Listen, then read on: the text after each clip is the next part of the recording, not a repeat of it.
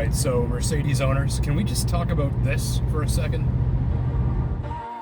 And this is, of course, the latest version of the little Mercedes shifter wand, which I most recently encountered in the new A220 sedan, though I have had some use of it in the past couple of years in the new GLE and the E53 as well. Links in the description for some more stuff on those.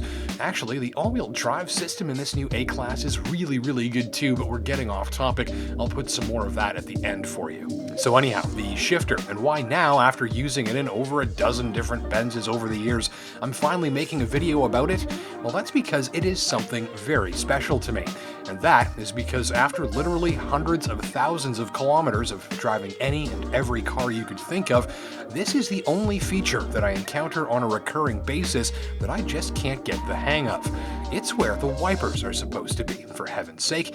Every other car out there pretty much puts the wiper stock here, and in some of those, you press a button on the end of the stick to spray the washers. And sometimes you do that 100 times an hour while you're driving. That's a very regular thing for me, driving from Sudbury to Toronto and back all winter long. And so my right hand is very well programmed to working the wipers, and then it gets into a Mercedes where it wants to, but there's a gear shift lever there instead. So what do you do if you own one of these and say a Honda Civic? And I don't remember which truck it was, but if you have one of them and one of these Mercedes, your right finger will want to jam this into park when you're going to spray that freshly exploded horsefly off of your windshield.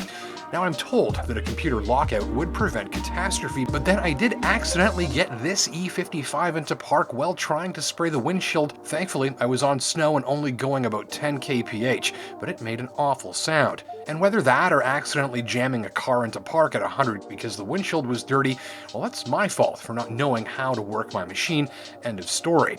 But what I want to know is, how do you manage? Does it bother you? Do you just learn it? And is anyone just a bit paranoid that they'll, heaven forbid, jam it into park or reverse by accident? I can't imagine how you'd go from a car with this to one without it and wipers instead without being sort of horrified. Or maybe I'm just slow to change my hand's programming, or easily confused because I drive so many different cars. What do you think? Let me and your fellow drivers know in the comment section below. Thanks for watching.